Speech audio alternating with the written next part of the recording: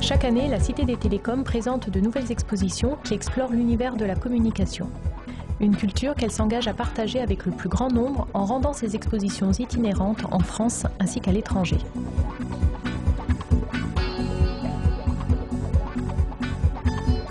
L'exposition présente l'ensemble des techniques informatiques utilisées pour identifier automatiquement une personne à partir de ses caractéristiques physiques telles que les empreintes digitales, le visage, l'iris ou l'ADN. Son originalité, inviter le visiteur à tester lui-même des dispositifs biométriques, interactifs et ludiques pour qu'il se forge sa propre opinion. Il peut, s'il y consent, enregistrer à l'entrée de l'exposition son empreinte digitale et son visage sous le pseudonyme de son choix. Il pourra ensuite être reconnu lorsqu'il se présentera devant certaines activités multimédia.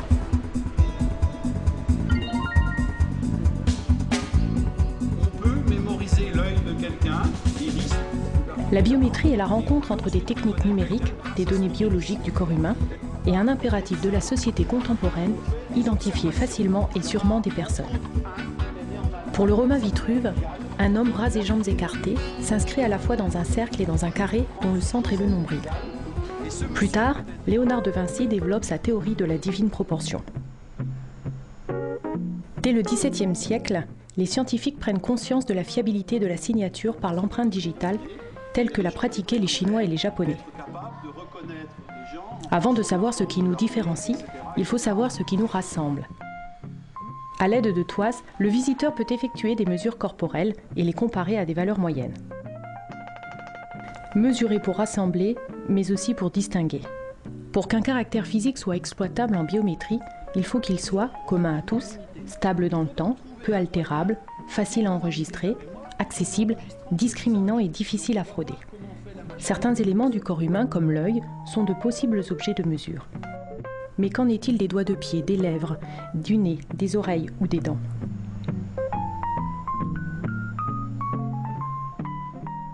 Les techniques fondées sur l'empreinte digitale sont extrêmement sûres.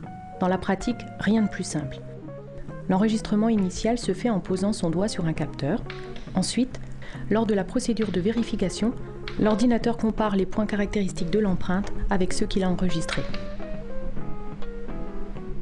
Le visiteur peut également observer les dessins de son empreinte digitale sous une loupe et ainsi déterminer à laquelle des 5 grandes familles elle appartient. Présent dans la salive, le bulbe d'un cheveu, l'urine et le sang, l'ADN est une caractéristique biologique absolument propre à chacun et par extension un élément biométrique d'une très grande fiabilité. À partir d'indices biologiques relevés sur le lieu d'un vol, le visiteur mène une enquête virtuelle à la recherche d'un voleur de tableau. Il découvre ainsi les différentes étapes de la reconnaissance par l'ADN.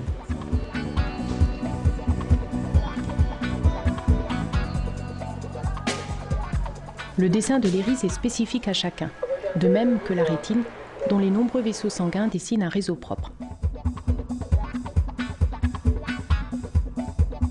L'iris du visiteur est capté par une caméra infrarouge, il est ensuite détecté et analysé. Un commentaire lui détaille les différentes étapes du processus de numérisation.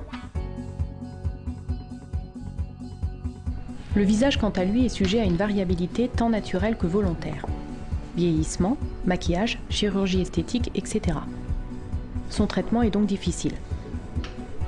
Le visiteur dont le visage a été enregistré en début de parcours est reconnu par une borne qui lui explique comment la reconnaissance s'est faite. Aussi performante soit-elle, la biométrie n'est pas à l'abri d'une problématique liée à la machine ou à l'homme. Un dispositif biométrique peut ne pas réussir à identifier une personne qui devrait l'être. Le visiteur peut s'amuser à provoquer de faux rejets en jouant notamment sur les paramètres d'enregistrement de son visage et sur le niveau de sécurité qu'il fixe. Il constatera de lui-même certaines limites de la biométrie. Le visiteur peut également se mettre en concurrence avec l'ordinateur.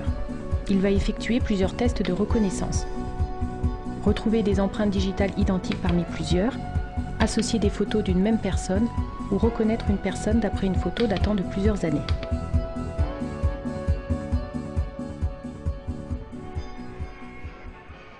Que l'on soit pour ou contre, la biométrie se développe au rythme des innovations technologiques et des besoins en sécurité et en confort. Les risques, la création de bases de données biométriques qui pourrait être utilisé de manière abusive et donc porter atteinte aux libertés individuelles. Plusieurs bandes audio proposent d'écouter des interviews de personnalités reconnues sur le sujet et apportent aux visiteurs des éléments de compréhension propres à l'aider à forger son jugement. Les lois qui encadrent l'usage des systèmes biométriques sont encore très hétérogènes dans le monde. L'exposition en donne quelques exemples et propose un tour d'horizon des pratiques biométriques à travers une quinzaine de cas. L'exposition s'achève sur une note légère avec la diffusion d'un conte célèbre transposé à l'âge de la biométrie, le petit chaperon rouge. Biométrie, le corps identité, est présenté en 3 langues, français, anglais, allemand, et accessible aux différents handicaps, avec des cartels en braille, des bandes sonores et une vidéo commentée en langage des signes. Bon, jusqu'à maintenant, quand on me demande mon identité... Usurpation de l'identité d'une autre personne. Der Einsatz der Biometrie im täglichen Leben mit klaren In 2004, in the United Kingdom alone,